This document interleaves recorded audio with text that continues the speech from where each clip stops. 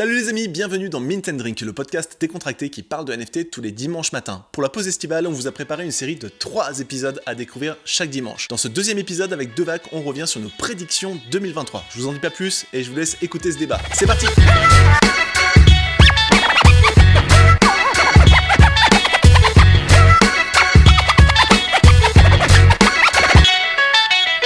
Ok, d'accord.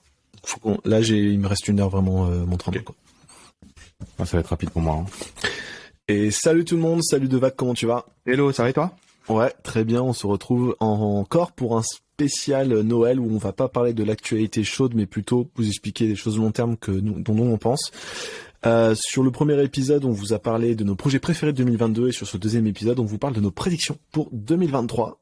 Du coup, avant toute chose, qu'est-ce qu'on boit en ce moment? Moi, je suis toujours au coca en verre, au sucré, tout ça. Tranche de citron, tu connais? Toujours au café, mais je vais prendre un thé après, je pense. Ok, très bien. Eh bien, écoutez, on est parti. On va aller rapidement sur le sujet de fond. Donc, l'idée avec Devac et moi, c'est d'imaginer 2023 et de savoir ce qui va se passer. Contrairement à l'épisode d'avant, si ça te va, Devac, je peux commencer moi par mon 5e et on remonte au premier. On finit par toi. Ok, parfait. Alors moi, en numéro 5, je me suis noté pour ma prédiction 2023. Ça a peu de chance, je sais pas. Je pense qu'on va avoir les mêmes. Je pense, on va voir. Je pense que ça peut arriver, mais c'est vrai que la probabilité est pas ouf. Mais j'ai mis en 5e, Elon Musk flex un CryptoPunk en PFP. Ouais. Pourquoi? Parce que il a déjà changé dans des spaces avec pas mal de gens qui flexent des PFP. Il y a pas mal de gens sur Twitter qui sont quand même vachement reconnus et qui ont des PFP. Lui-même, il est très adepte de tout ce qui est mème. Et donc, d'un côté, je serais pas surpris qu'il flexe un PFP un jour. D'un autre, je sais pas si c'est vraiment probable mais connaissant le fait qu'il est vraiment attaché à la culture, même à la culture internet, aussi à la culture un peu crypto. Et pourquoi un CryptoPunk alors? Pourquoi un CryptoPunk? Parce que je le vois pas flexer autre chose, honnêtement. Un ape, ça lui ressemble pas. Peut-être un rare PP à la rigueur, mais c'est pas vraiment un PFP, donc voilà.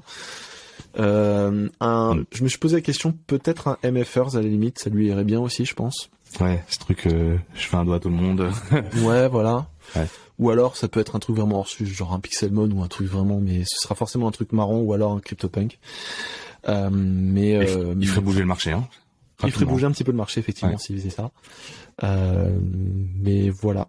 C'est pas un truc que je me suis noté dans les fortes probabilités d'arriver, selon moi, mais juste, je trouverais ça génial que ça arrive, quoi. Donc, c'est-à-dire que 2023, donc CryptoPunk resterait toujours la collection phare. Je pense. Ouais. De toute façon, je l'avais noté aussi. Tu peux avoir un argumentaire pour dire que les apes sont peut-être plus importants parce que les apes, c'est ceux vraiment qui ont marqué la culture, en fait, et qui sont allés chez Jimmy Fallon, chez Paris Hilton, etc. Les punks étaient les innovateurs, le prototype, entre guillemets, et les apes vraiment là, mais bon, c'est quand même les CryptoPunks qui sont le truc iconique, quoi. À toi de jouer pour ton 5e. 5e, moi, j'ai mis en 5e, j'ai mis le narrative killer. Le truc qui va arriver, qui va tout casser. C'est-à-dire, un Meta, un Twitter, un TikTok, qui va lancer un truc, et qui va casser tout le game, d'accord. La décentralisation, entre guillemets, et tout ce mouvement-là est en train de construire. Je pense qu'il y aura potentiellement en 2023, un des gros, réseaux sociaux, j'allais dire GAFA, mais en fait c'est même plus étendu que oui, GAFA. Ça peut être un Twitter, ou ça peut être Twitter, un TikTok, etc. ça peut être autre chose, ouais. Qui va potentiellement lancer une marketplace, c'est sûr. Enfin, c'est sûr parce que déjà Meta est déjà dessus. D'ailleurs, je sais pas si t'as vu, enfin une petite parenthèse, t'es allé voir sur ton compte Instagram, tu peux aller linker ton wallet directement sur ton compte Instagram. Non. C'est disponible là normalement. Moi je l'ai disponible, j'ai vu avec 2-3 personnes, ils l'ont aussi. Donc je crois qu'il faut aller sur ton mobile, et tu vas dans les réglages et t'as un truc dans réglages digital collectible, quelque chose comme ça. Et puis après ça t'invite à aller connecter à un MetaMask ou autre. C'est ouf. Et commencer à je savais pas. À utiliser. Bon, bref, parenthèse fermée, mais voilà, moi je l'ai appelé narrative killer, mais c'est vraiment le truc qui vient de venir casser le mouvement décentralisé qu'on est en train de construire entre guillemets aujourd'hui dans le monde du NFT. Ok, marrant. En 4e de mon côté, j'ai noté pas de boule. Pas de bull, ça veut dire quoi? Pas de bull market. C'est-à-dire que moi, je pense qu'en 2023, on va continuer à être en bear market toute l'année et qu'on verra pas de bull market avant 2024. Et donc voilà, l'une de mes prédictions, c'est que contrairement peut-être à ce que pas mal de gens pensent en mode ouais, ça va bientôt repumper, etc., je pense que 2023, ça va continuer en mode bear market. Il y a les builders qui sont là, mais on va pas. Je suis pas sûr qu'on atteigne du gros mainstream ou du gros pump ou du gros bull l'année prochaine. Voilà. Ok, donc ça consolide un peu. Ok. Ouais. Je pense que la consolidation va continuer, qu'on est au bout d'une surprise niveau macro et même niveau micro. Où le Bitcoin halving, je sais plus pour quand c'est prévu, mais je pense que c'est pas tout de suite. 2024, 2025. Ouais. Voilà, donc pour moi, on va continuer à être dans un moment calme. On va pouvoir continuer à podcaster tranquille avec Devac. Cool, c'est mieux. Pendant le bear, c'est mieux quand même. Oui. Déjà qu'on a beaucoup de choses à dire pendant le bear market. Non, mais pendant un bull, franchement, si on avait fait un podcast en novembre 2021 l'année dernière, je sais pas ce qu'on aura raconté parce qu'il y avait tellement de trucs. Ouais. À toi, pour ton numéro 4. Quatrième, les marques Web 2 qui rentrent dans le Web 3. Donc c'est assez lié à ce que tu disais juste avant, non? Ouais, ça, alors, du coup, le truc, enfin, c'est pas le même game, en fait. C'est que, par exemple, on en parlait dans l'épisode le dernier épisode là de la Weekly, un Renault par exemple, il va toucher une communauté, la communauté des gens qui sont fans de Renault, des gens qui sont fans d'automobile, etc. Ils sont pas là pour intégrer ou en tout cas onboarder les prochains millions, tu vois. Enfin ils ont leur communauté. Pareil pour tu vois toutes ces marques là, les Toys R Us, etc. Tu vois, c'est vraiment que des communautés. Et donc je pense que l'année prochaine, et on le voit déjà le mouvement aujourd'hui là sur les derniers mois, que plein de boîtes Web 2 commencent à tâter le terrain. On parlait de Lacoste. Lacoste, c'est un des leaders, en fait, même, parce qu'ils sont rentrés assez tôt, dans le monde de la mode. Nike, Adidas, Hot Wheels. Et toutes ces marques-là commencent à vraiment tâter, toucher le terrain, tester des choses.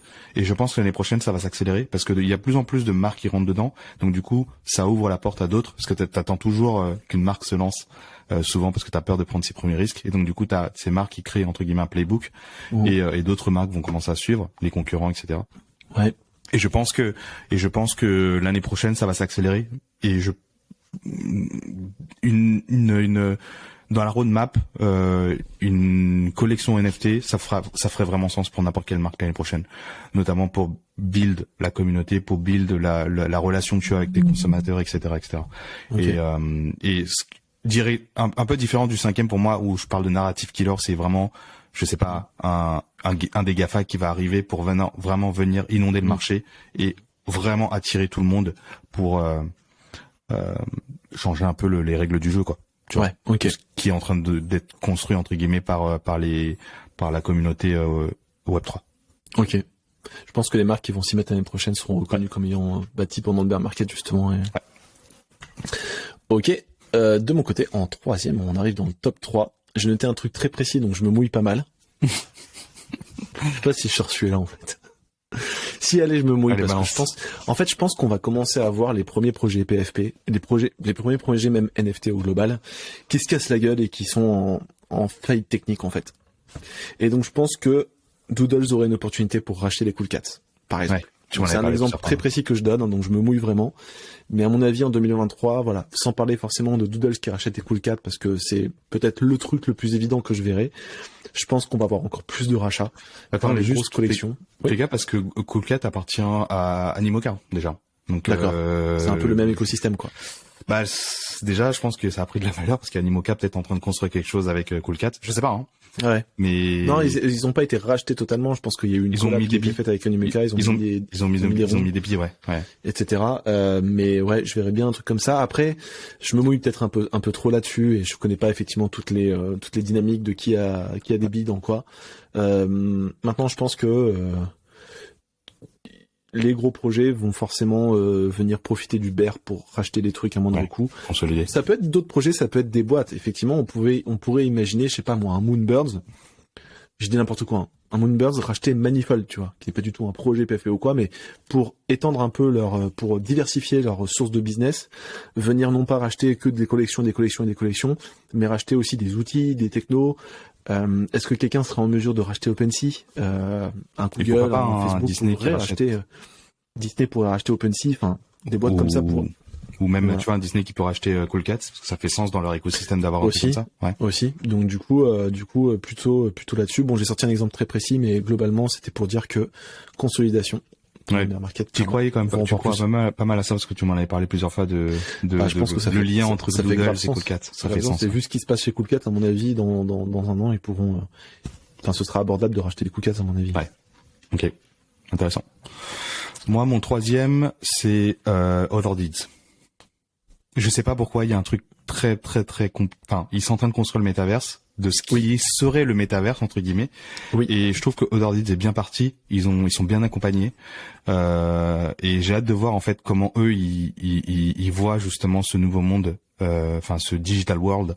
Et je pense qu'ils sont en pole position pour débloquer quelque chose. Bon, après j'espère que ça sera pas token gated, mais je pense que ça sera token gated pour les personnes qui ont un mutant ou un Bored Ape. Mais là aujourd'hui le problème c'est la technologie, tu vois. La technologie ne peut pas supporter autant de personnes sur un même monde en live, simultané, tu vois, simultané. Et je pense que ça va s'accélérer l'année prochaine. Il y aura de plus en plus l'avancée technologique est vraiment exponentielle. Donc je pense que l'année prochaine on verra les premiers prémices de ce que pourrait être le métaverse vu par l'écosystème de Bored Ape, donc Yuga Labs, avec Other Deeds, et donc du coup un vrai concurrent à pourrait potentiellement voir sur Sandbox ou Decentraland. Voilà. Mais vraiment fin 2023. Hein. Je le vois pas apparaître tout de suite. Vraiment fin 2023. J'ai vu une interview de l'un des fondateurs qui disait que ce sera pour Q3 2023. Other Deeds, voilà. Other Side, et que en attendant il y aurait normalement, ils visent 2 démos par mois. Tu sais ce qu'ils ont déjà montré la dernière fois avec PCC, voilà. Les ils veulent faire deux stress tests par mois jusqu'à là. Okay. Donc voilà, ce sera peut-être repoussé à Q4 2023, mais en tout cas pour fin 2023, on sera peut-être bon. Il y aura quelque chose. J'ai hâte de voir. Ouais. Peut-être qu'ils vont attendre aussi que le timing soit le bon. Ouais. Mais voilà. Oui. Ok, intéressant. Numéro 2 pour moi, c'est une collab entre... J'ai pris des trucs plus précis que toi, c'est marrant. Une collab entre Proof/Moonbirds et Xcopy. Donc, on a parlé dans l'épisode précédent de Moonbirds longuement, en disant qu'on était assez bullish, etc., etc. Xcopy fait très peu de collab, évidemment. C'est l'un des plus grands artistes NFT, peut-être le plus reconnu dans l'écosystème avec Beeple. Et je sais que Kevin Rose en a parlé d'ailleurs dans son podcast, il a rencontré en physique Xcopy. Je pense pas que Xcopy ait rencontré beaucoup de gens. Xcopy lui a confié vouloir aller beaucoup plus loin l'année prochaine sur ses projets. Il a plein d'idées apparemment.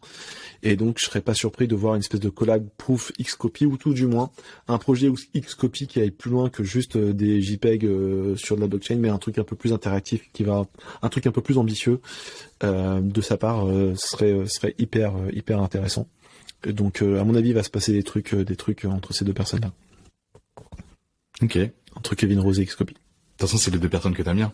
Deux personnes que j'aime bien, ouais, mais j'ai l'impression que il y a tout pour faire un truc. Ouais. Xcopy n'a jamais encore fait de collab avec Proof, alors que Proof a quand même bossé avec quasiment tous les artistes qui existent à part lui, quoi.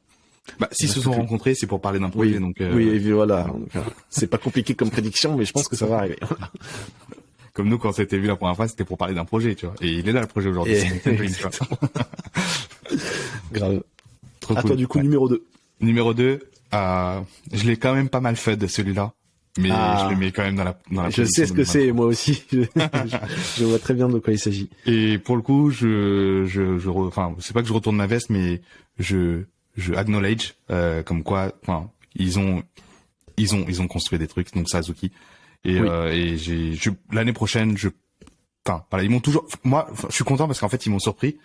Et ils m'ont surpris dans le bon sens, tu vois. À chaque fois, il a quand même réussi à monter une pente. Je pensais vraiment qu'il allait glisser, qu'il allait faire vraiment même jeter, tu vois. Et en fait, pas du tout.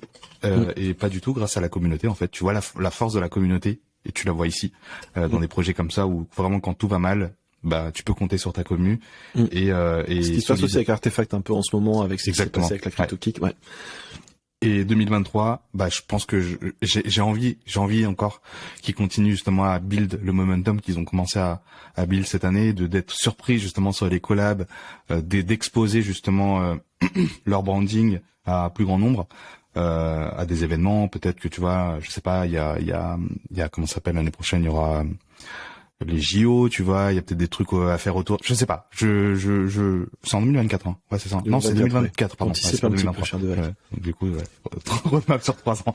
Mais il y aura des événements. Je pense qu'il y a des trucs à faire et je pense que Azuki a vraiment un potentiel. Et tout ça grâce à la communauté. Donc j'ai hâte de voir vraiment la suite avec les beans, etc. Ce qu'ils ont prévu. Ouais. Voilà. Ok, on se rejoint. C'était mon sujet numéro 1, effectivement, Azuki. Ouais. Pareil, tu vois, je suis toujours un peu plus précis que toi. Moi, j'ai noté levée de fonds d'Azuki. Je pense que Azuki n'arrive pas à lever des fonds à cause de ce qui s'est passé et du scandale Zagabond. Ouais. Faut savoir que le CEO du coup d'Azuki, Zagabond, a été impliqué dans 3 rug pulls, donc les Funks, les Zunks et les Tenders. Et donc du coup, rug pull, ça veut dire en gros que ça a été concrètement une arnaque organisée NFT. Et donc cette personne-là, Zagabond, est resté à la tête d'Azuki quoi qu'il arrive et a continué à builder tranquillement, mais sagement. La rédemption est clairement en cours pour lui, au-delà du scandale. Moi, c'est pas ça qui va beaucoup vraiment m'intéresser. Ce qui m'intéresse, c'est comment on construit une marque. Et pour moi, il l'a construit autour de deux grosses valeurs. La première, c'est le côté underdog. Ouais, j'ai fait de la merde, mais j'en parle. Et en fait, c'est un peu l'écosystème Web3, le côté un peu bad boy, quoi. Et 2, le côté résilience, quoi. C'est-à-dire que si Azuki arrive à résister à ça, le projet, pour moi, est quasiment inarrêtable, quoi. Ouais. En fait, qu'est-ce que tu veux se relever après un truc, après un scandale aussi énorme. Enfin, je vois pas qu'est-ce qui pourrait tuer Azuki, en fait.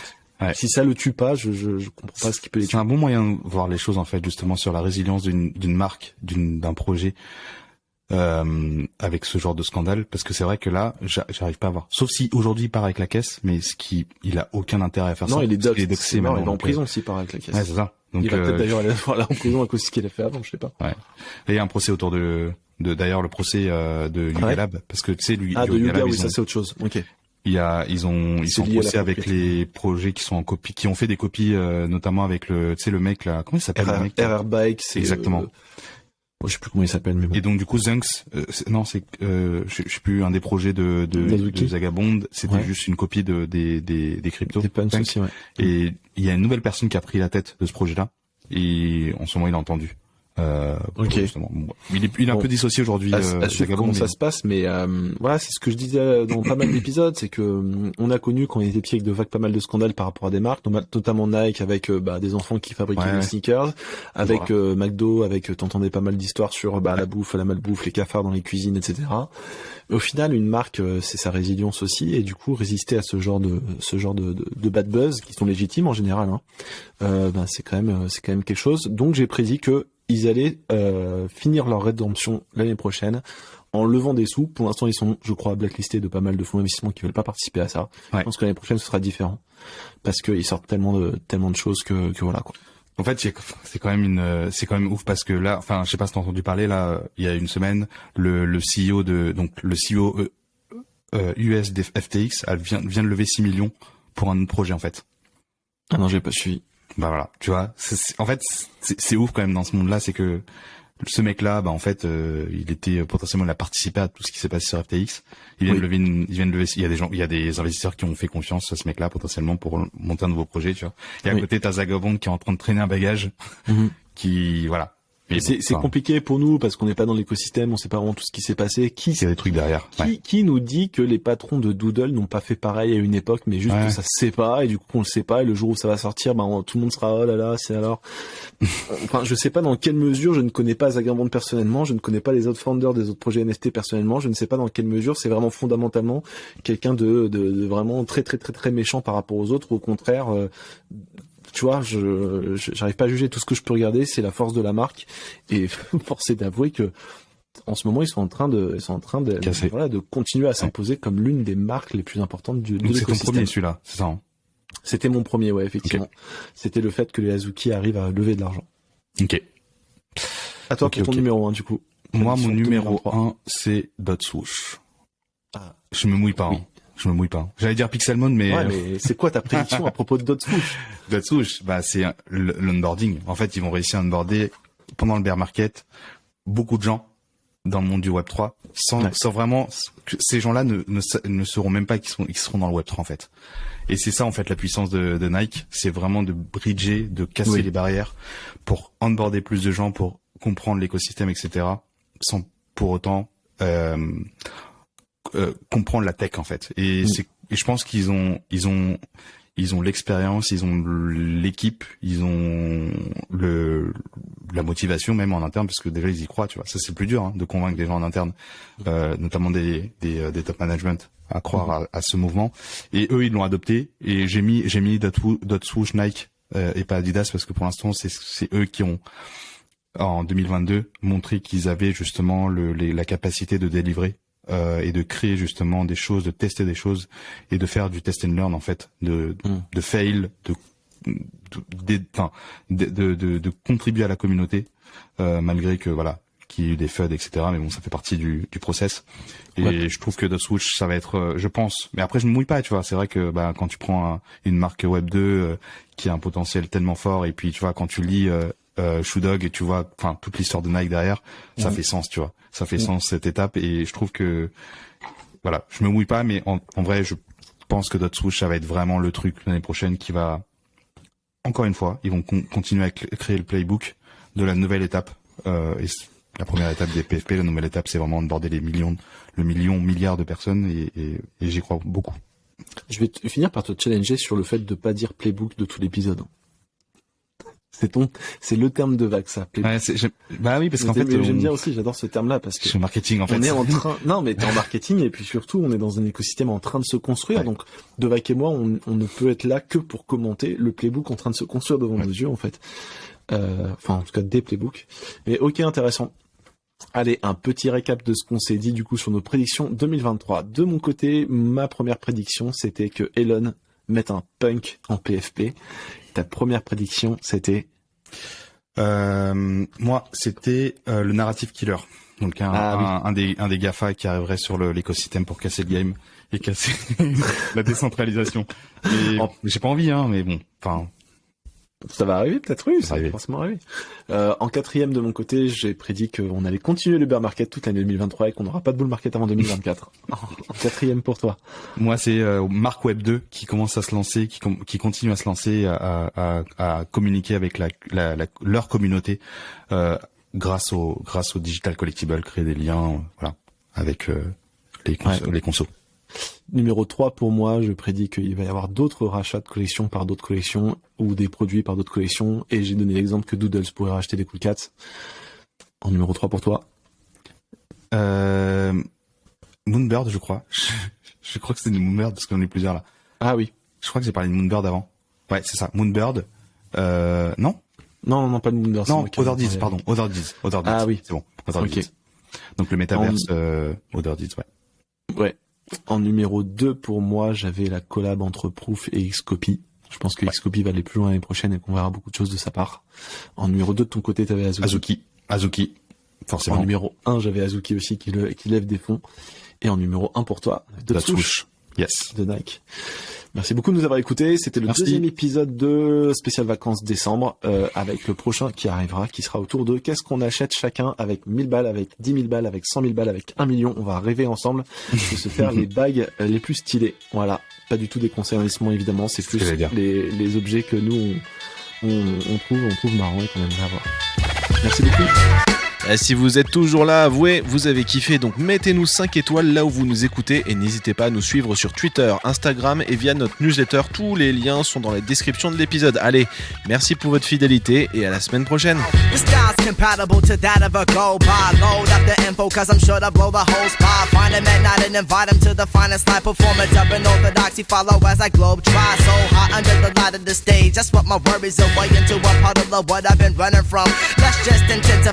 Atmosphere a little more. I have the mic so my controller wants to see your hands raised.